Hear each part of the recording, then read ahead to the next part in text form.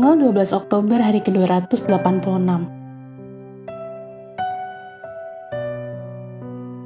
Bacaan Markus pasal 8-10.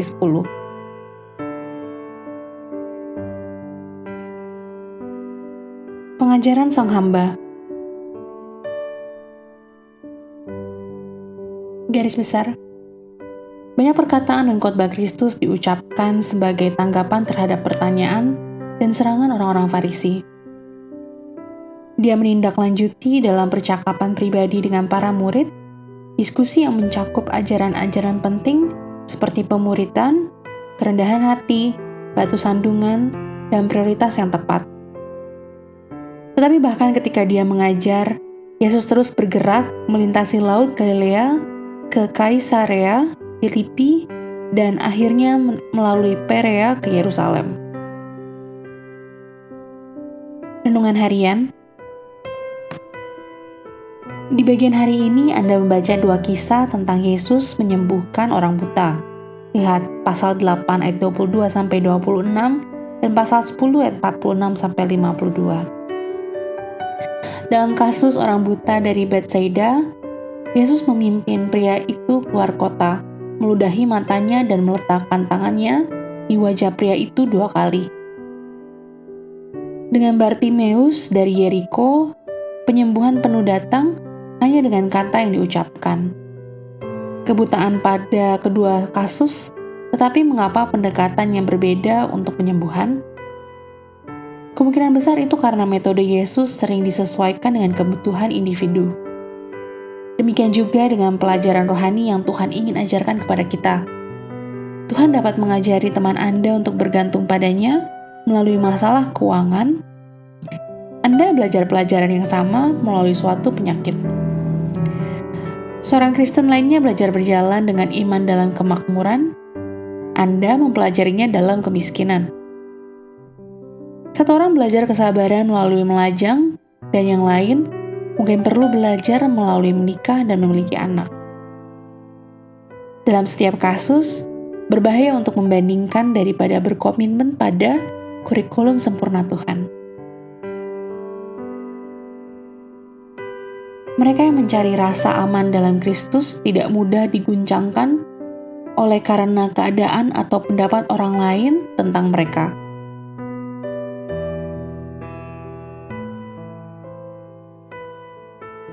Pendalaman.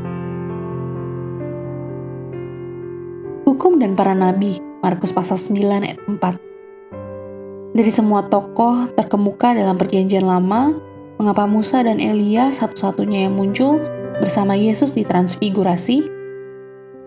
Karena pada zaman Yesus seluruh perjanjian lama sering disebut sebagai hukum dan para nabi. Kemunculan Musa pemberi hukum dan Elia Nabi Agung adalah cara Tuhan untuk mengkomunikasikan hal itu.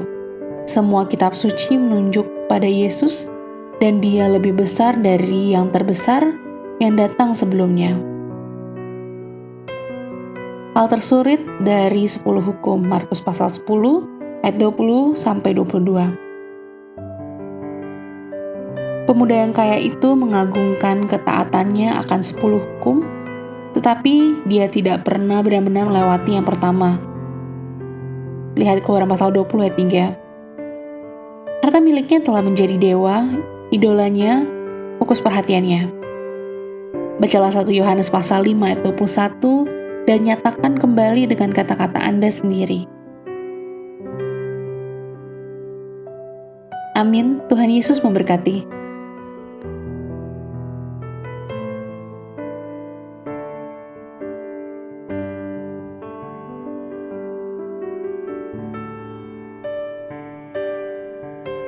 Markus pasal 8. Yesus memberi makan 4.000 orang. Pada waktu itu ada pula orang banyak di situ yang besar jumlahnya. Dan karena mereka tidak mempunyai makanan, Yesus memanggil murid-muridnya dan berkata, "Hatiku tergerak oleh belas kasihan kepada orang banyak ini. Sudah 3 hari mereka mengikuti aku, dan mereka tidak mempunyai makanan. Dan jika mereka kusuruh pulang ke rumahnya dengan lapar, mereka akan rebah di jalan, sebab ada yang datang dari jauh." Murid-muridnya menjawab, Bagaimana di tempat yang sunyi ini orang dapat memberi mereka roti sampai kenyang? Yesus bertanya kepada mereka, "Berapa roti ada padamu?" Jawab mereka, 7. Lalu ia menyuruh orang banyak itu duduk di tanah. Sesudah itu ia mengambil ke-7 roti itu, mengucap syukur, memecah-mecahkannya, dan memberikannya kepada murid-muridnya untuk dibagi-bagikan. Dan mereka memberikannya kepada orang banyak. Mereka juga mempunyai beberapa ikan, dan sesudah mengucap berkat atasnya, ia menyuruh supaya ikan itu juga dibagi-bagikan, dan mereka makan sampai kenyang. Kemudian orang mengumpulkan potongan-potongan roti yang sisa, sebanyak 7 bakul. Mereka itu ada kira-kira 4.000 orang. Lalu Yesus menyuruh mereka pulang. Ia segera naik ke perahu dengan murid-muridnya, dan bertolak ke daerah Dalmanuta. Orang Farisi meminta tanda. Lalu muncullah orang-orang Farisi dan bersoal jawab dengan Yesus. Untuk mencobai dia, mereka meminta daripadanya suatu tanda dari surga. Maka mengeluhlah ia dalam hatinya dan berkata, "Mengapa angkatan ini meminta tanda? Aku berkata kepadamu, sesungguhnya kepada angkatan ini sekali-kali tidak akan diberi tanda." Ia meninggalkan mereka, ia naik pula ke perahu dan bertolak ke seberang. Tentang ragi orang Farisi dan ragi Herodes. Kemudian ternyata murid-murid Yesus lupa membawa roti. Hanya sebuah saja yang ada pada mereka dalam perahu. Lalu Yesus memperingatkan mereka, katanya, "Berjaga-jagalah dan awaslah terhadap ragi orang Farisi dan ragi Herodes." Maka mereka berfikir-fikir, dan seorang berkata kepada yang lain, "Itu dikatakannya karena kita tidak mempunyai roti." Dan ketika Yesus mengetahui apa yang mereka perbincangkan, ia berkata, "Mengapa kamu memperbincangkan soal tidak ada roti? Belum jugakah kamu faham dan mengerti? Telah degilkah hatimu? Kamu mempunyai mata, tidakkah kamu melihat? Dan kamu mempunyai telinga, tidakkah kamu mendengar? Tidakkah kamu ingat lagi, pada waktu aku memecah-mecahkan 5 roti untuk 5.000 orang itu, berapa bakul penuh potongan-potongan roti kamu kumpulkan?" Jawab mereka, 12 bakul. Dan pada waktu 7 roti untuk 4.000 orang itu, berapa bakul penuh potongan-potongan roti kamu kumpulkan? Jawab mereka, 7 bakul. Lalu katanya kepada mereka, "Masihkah kamu belum mengerti?" Yesus menyembuhkan seorang buta di Betsaida. Kemudian tibalah Yesus dan murid-muridnya di Betsaida. Di situ orang membawa kepada Yesus seorang buta, dan mereka memohon kepadanya supaya ia menjamah dia. Yesus memegang tangan orang buta itu dan membawa dia keluar kampung. Lalu ia meludahi mata orang itu dan meletakkan tangannya atasnya dan bertanya, "Sudahkah kau lihat sesuatu?" Orang itu memandang ke depan lalu berkata, "Aku melihat orang, sebab melihat mereka berjalan-jalan, tetapi tampaknya seperti pohon-pohon." Yesus meletakkan lagi tangannya pada mata orang itu. Maka orang itu sungguh-sungguh melihat dan telah sembuh, sehingga ia dapat melihat segala sesuatu dengan jelas. Sesudah itu Yesus menyuruh dia pulang ke rumahnya dan berkata, "Jangan masuk ke kampung." Pengakuan Petrus. Kemudian Yesus beserta murid-muridnya berangkat ke kampung-kampung di sekitar Kaisarea Filipi. Di tengah jalan ia bertanya kepada murid-muridnya, katanya, "Kata orang, siapakah aku ini?" Jawab mereka, "Ada yang mengatakan Yohanes Pembaptis, ada juga yang mengatakan Elia, ada pula yang mengatakan seorang dari para nabi." Ia bertanya kepada mereka, "Tetapi apa katamu? Siapakah aku ini?" Maka jawab Petrus, "Engkau adalah Mesias." Lalu Yesus melarang mereka dengan keras supaya jangan memberitahukan kepada siapapun tentang dia. Pemberitahuan pertama tentang penderitaan Yesus dan syarat-syarat mengikut dia. Kemudian mulailah Yesus mengajarkan kepada mereka bahwa anak manusia harus menanggung banyak penderitaan dan ditolak oleh tua-tua, imam-imam kepala, dan ahli-ahli Taurat, lalu dibunuh dan bangkit sesudah 3 hari. Hal ini dikatakannya dengan terus terang. Tetapi Petrus menarik Yesus ke samping dan menegur dia.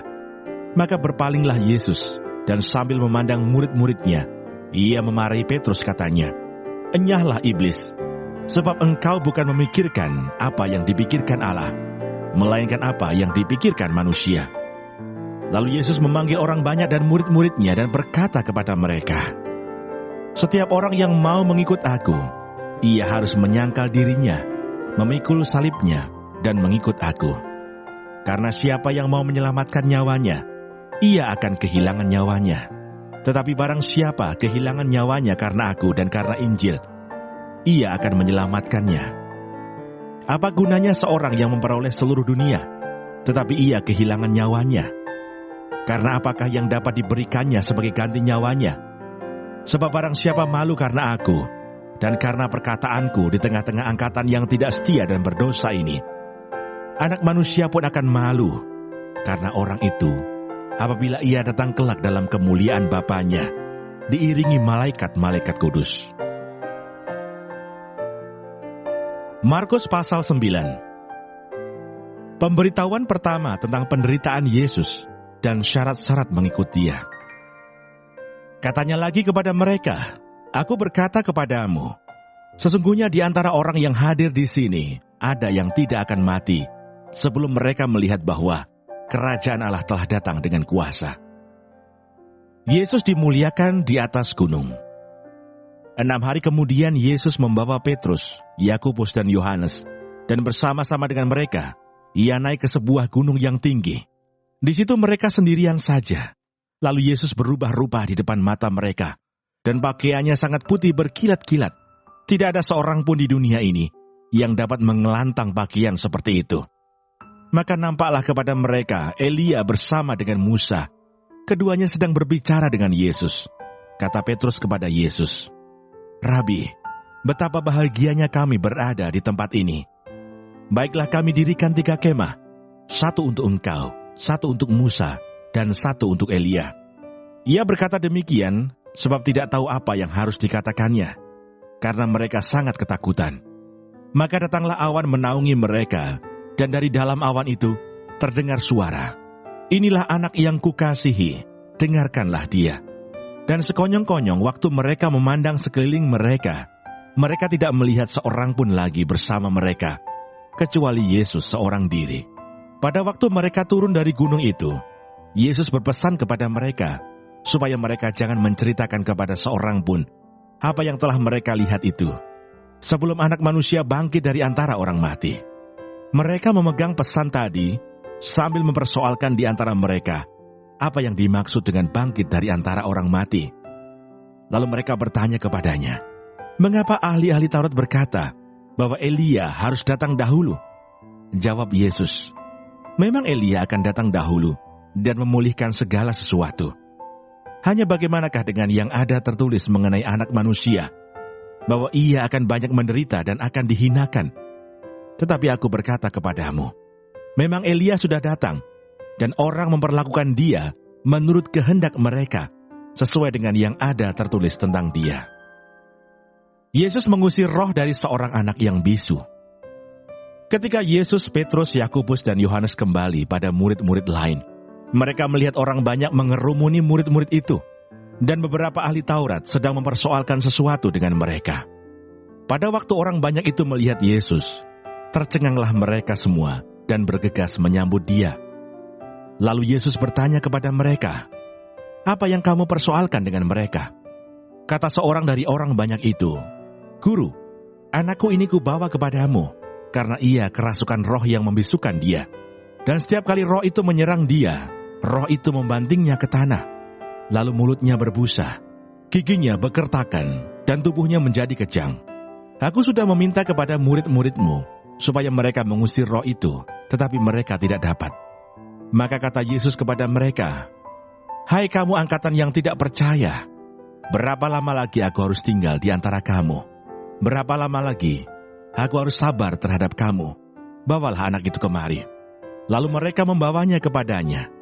Waktu roh itu melihat Yesus, anak itu segera digoncang-goncangkannya, dan anak itu terpelanting ke tanah, dan terguling-guling, sedang mulutnya berbusa. Lalu Yesus bertanya kepada ayah anak itu, "Sudah berapa lama ia mengalami ini?" Jawabnya, "Sejak masa kecilnya, dan seringkali roh itu menyeretnya ke dalam api, ataupun ke dalam air untuk membinasakannya. Sebab itu jika engkau dapat berbuat sesuatu, tolonglah kami dan kasihanilah kami." Jawab Yesus, "Katamu, jika engkau dapat, tidak ada yang mustahil bagi orang yang percaya." Segera ayah itu berteriak, "Aku percaya, tolonglah aku yang tidak percaya ini." Ketika Yesus melihat orang banyak makin datang berkerumun, ia menegur roh jahat itu dengan keras, katanya, "Hai, kau roh yang menyebabkan orang menjadi bisu dan tuli. Aku memerintahkan engkau, keluarlah daripada anak ini, dan jangan memasukinya lagi." Lalu keluarlah roh itu sambil berteriak dan menggoncang-goncangkan anak itu dengan hebatnya. Anak itu kelihatannya seperti orang mati, sehingga banyak orang yang berkata, "Ia sudah mati." Tetapi Yesus memegang tangan anak itu dan membangunkannya. Lalu ia bangkit sendiri. Ketika Yesus sudah di rumah dan murid-muridnya sendirian dengan dia, bertanyalah mereka, "Mengapa kami tidak dapat mengusir roh itu?" Jawabnya kepada mereka, "Jenis ini tidak dapat diusir, kecuali dengan berdoa." Pemberitahuan kedua tentang penderitaan Yesus. Yesus dan murid-muridnya berangkat dari situ dan melewati Galilea, dan Yesus tidak mau hal itu diketahui orang, sebab ia sedang mengajar murid-muridnya. Ia berkata kepada mereka, "Anak manusia akan diserahkan ke dalam tangan manusia, dan mereka akan membunuh dia, dan 3 hari sesudah ia dibunuh, ia akan bangkit." Mereka tidak mengerti perkataan itu, namun segan menanyakannya kepadanya. Siapa yang terbesar di antara para murid?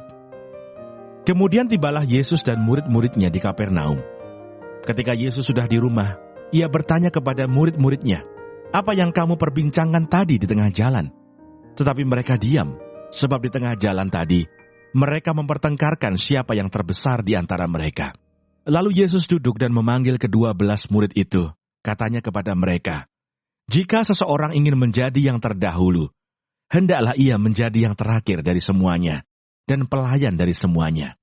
Maka Yesus mengambil seorang anak kecil dan menempatkannya di tengah-tengah mereka. Kemudian ia memeluk anak itu dan berkata kepada mereka, "Barang siapa menyambut seorang anak seperti ini dalam nama aku, ia menyambut aku. Dan barang siapa menyambut aku, bukan aku yang disambutnya, tetapi dia yang mengutus aku." Seorang yang bukan murid Yesus mengusir setan. Kata Yohanes kepada Yesus, "Guru, kami lihat seorang yang bukan pengikut kita mengusir setan demi namamu. Lalu kami cegah orang itu karena ia bukan pengikut kita."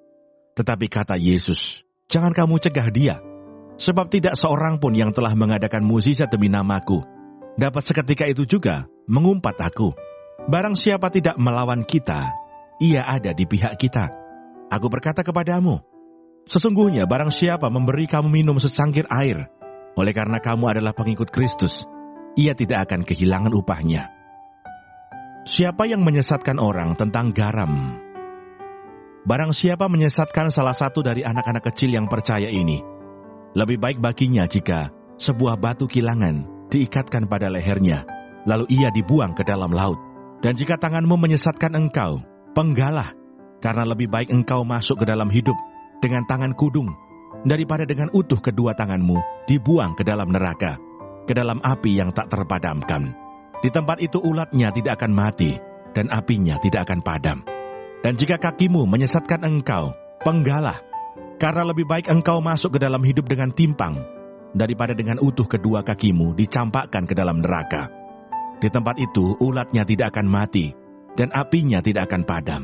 Dan jika matamu menyesatkan engkau, cungkilah, karena lebih baik engkau masuk ke dalam kerajaan Allah dengan bermata satu, daripada dengan bermata dua dicampakkan ke dalam neraka, di mana ulat-ulat bangkai tidak mati, dan api tidak padam. Karena setiap orang akan digarami dengan api. Garam memang baik, tetapi jika garam menjadi hambar, dengan apakah kamu mengasinkannya? Hendaklah kamu selalu mempunyai garam dalam dirimu, dan selalu hidup berdamai yang seorang dengan yang lain. Markus pasal 10. Perceraian. Dari situ Yesus berangkat ke daerah Yudea dan ke daerah seberang sungai Yordan, dan di situ pun orang banyak datang mengerumuni dia. Dan seperti biasa ia mengajar mereka pula. Maka datanglah orang-orang Farisi, dan untuk mencoba Yesus mereka bertanya kepadanya, "Apakah seorang suami diperbolehkan menceraikan istrinya?" Tetapi jawabnya kepada mereka, apa perintah Musa kepada kamu?" Jawab mereka, "Musa memberi izin untuk menceraikannya dengan membuat surat cerai." Lalu kata Yesus kepada mereka, "Justru karena ketegaran hatimulah, maka Musa menuliskan perintah ini untuk kamu. Sebab pada awal dunia, Allah menjadikan mereka laki-laki dan perempuan. Sebab itu laki-laki akan meninggalkan ayahnya dan ibunya dan bersatu dengan istrinya, sehingga keduanya itu menjadi satu daging. Demikianlah mereka bukan lagi dua, melainkan satu.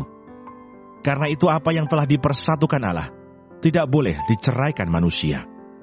Ketika mereka sudah di rumah, murid-murid itu bertanya pula kepada Yesus tentang hal itu. Lalu katanya kepada mereka, "Barang siapa menceraikan istrinya, lalu kawin dengan perempuan lain, ia hidup dalam perzinahan terhadap istrinya itu. Dan jika si istri menceraikan suaminya dan kawin dengan laki-laki lain, ia berbuat zina." Yesus memberkati anak-anak. Lalu orang membawa anak-anak kecil kepada Yesus, supaya ia menjamah mereka. Akan tetapi murid-muridnya memarahi orang-orang itu. Ketika Yesus melihat hal itu, ia marah dan berkata kepada mereka, "Biarkan anak-anak itu datang kepadaku. Jangan menghalang-halangi mereka. Sebab orang-orang yang seperti itulah yang empunya kerajaan Allah. Aku berkata kepadamu, sesungguhnya barang siapa tidak menyambut kerajaan Allah seperti seorang anak kecil, ia tidak akan masuk ke dalamnya." Lalu ia memeluk anak-anak itu, dan sambil meletakkan tangannya atas mereka, ia memberkati mereka. Orang kaya sukar masuk kerajaan Allah. Pada waktu Yesus berangkat untuk meneruskan perjalanannya, datanglah seorang berlari-lari mendapatkan dia, dan sambil bertelut di hadapannya, ia bertanya, "Guru yang baik, apa yang harus kuperbuat untuk memperoleh hidup yang kekal?" Jawab Yesus, "Mengapa kau katakan aku baik? Tak seorang pun yang baik, selain daripada Allah saja. Engkau tentu mengetahui segala perintah Allah. Jangan membunuh, jangan berzina, jangan mencuri, jangan mengucapkan saksi dusta, jangan mengurangi hak orang, hormatilah ayahmu dan ibumu." Lalu kata orang itu kepadanya, "Guru, semuanya itu telah kuturuti sejak masa mudaku." Tetapi Yesus memandang dia dan menaruh kasih kepadanya, lalu berkata kepadanya, "Hanya satu lagi kekuranganmu. Pergilah, jualah apa yang kau miliki, dan berikanlah itu kepada orang-orang miskin. Maka engkau akan beroleh harta di surga. Kemudian datanglah kemari dan ikutlah aku." Mendengar perkataan itu, ia menjadi kecewa, lalu pergi dengan sedih, sebab banyak hartanya. Lalu Yesus memandang murid-muridnya di sekelilingnya dan berkata kepada mereka, "Alangkah sukarnya orang yang beruang masuk ke dalam kerajaan Allah." Murid-muridnya tercengang mendengar perkataannya itu. Tetapi Yesus menyambung lagi, "Anak-anakku, alangkah sukarnya masuk ke dalam kerajaan Allah. Lebih mudah seekor unta melewati lubang jarum daripada seorang kaya masuk ke dalam kerajaan Allah." Mereka makin gempar dan berkata seorang kepada yang lain, "Jika demikian, siapakah yang dapat diselamatkan?" Yesus memandang mereka dan berkata, "Bagi manusia, hal itu tidak mungkin, tetapi bukan demikian bagi Allah. Sebab segala sesuatu adalah mungkin bagi Allah." Upah mengikut Yesus. Berkatalah Petrus kepada Yesus, "Kami ini telah meninggalkan segala sesuatu dan mengikut Engkau."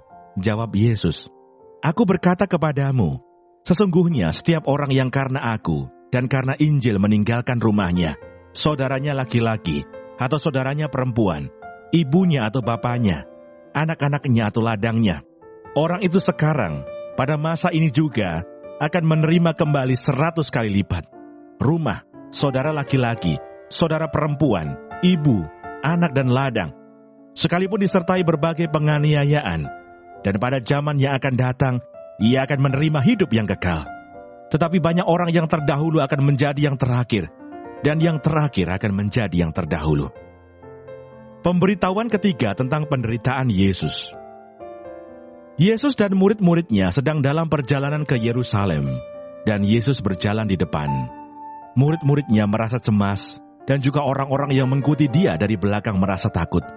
Sekali lagi Yesus memanggil ke-12 muridnya, dan ia mulai mengatakan kepada mereka apa yang akan terjadi atas dirinya. Katanya, Sekarang kita pergi ke Yerusalem, dan Anak Manusia akan diserahkan kepada imam-imam kepala dan ahli-ahli Taurat, dan mereka akan menjatuhi dia hukuman mati. Dan mereka akan menyerahkan dia kepada bangsa-bangsa yang tidak mengenal Allah. Dan ia akan diolok-olokkan, diludahi, disesah, dan dibunuh. Dan sesudah 3 hari ia akan bangkit. Permintaan Yakobus dan Yohanes bukan memerintah, melainkan melayani. Lalu Yakobus dan Yohanes, anak-anak Zebedeus, mendekati Yesus dan berkata kepadanya, "Guru, kami harap supaya engkau kiranya mengabulkan suatu permintaan kami." Jawabnya kepada mereka, "Apa yang kamu kehendaki aku perbuat bagimu?" Lalu kata mereka, "Perkenankanlah kami duduk dalam kemuliaan-Mu kelak, yang seorang lagi di sebelah kananmu, dan yang seorang di sebelah kirimu." Tetapi kata Yesus kepada mereka, "Kamu tidak tahu apa yang kamu minta. Dapatkah kamu meminum cawan yang harus kuminum, dan dibaptis dengan baptisan yang harus kuterima?" Jawab mereka, "Kami dapat." Yesus berkata kepada mereka, "Memang, kamu akan meminum cawan yang harus kuminum, dan akan dibaptis dengan baptisan yang harus kuterima. Tetapi hal duduk di sebelah kananku atau di sebelah kiriku, aku tidak berhak memberikannya. Itu akan diberikan kepada orang-orang, bagi siapa itu telah disediakan." Mendengar itu, ke-10 murid yang lain menjadi marah kepada Yakobus dan Yohanes. Tetapi Yesus memanggil mereka lalu berkata, "Kamu tahu bahwa mereka yang disebut pemerintah bangsa-bangsa memerintah rakyatnya dengan tangan besi, dan pembesar-pembesarnya menjalankan kuasanya dengan keras atas mereka. Tidaklah demikian di antara kamu. Barang siapa ingin menjadi besar di antara kamu, hendaklah ia menjadi pelayanmu. Dan barang siapa ingin menjadi yang terkemuka di antara kamu, hendaklah ia menjadi hamba untuk semuanya. Karena Anak Manusia juga datang, bukan untuk dilayani, melainkan untuk melayani, dan untuk memberikan nyawanya, menjadi tebusan bagi banyak orang." Yesus menyembuhkan Bartimeus. Lalu tibalah Yesus dan murid-muridnya di Yeriko. Dan ketika Yesus keluar dari Yeriko bersama-sama dengan murid-muridnya dan orang banyak yang berbondong-bondong, ada seorang pengemis yang buta bernama Bartimeus, anak Timeus, duduk di pinggir jalan. Ketika didengarnya bahwa itu adalah Yesus orang Nazaret, mulailah ia berseru, "Yesus anak Daud, kasihanilah aku." Banyak orang menegurnya supaya ia diam. Namun semakin keras ia berseru, "Anak Daud, kasihanilah aku." Lalu Yesus berhenti dan berkata, "Panggillah dia." Mereka memanggil orang buta itu dan berkata kepadanya, "Kuatkan hatimu, berdirilah, ia memanggil engkau." Lalu ia menanggalkan jubahnya. Ia segera berdiri dan pergi mendapatkan Yesus. Tanya Yesus kepadanya, "Apa yang kau kehendaki supaya aku perbuat bagimu?" Jawab orang buta itu, "Rabuni, supaya aku dapat melihat." Lalu kata Yesus kepadanya, "Pergilah, imanmu telah menyelamatkan engkau." Pada saat itu juga, melihatlah ia. Lalu ia mengikuti Yesus dalam perjalanannya.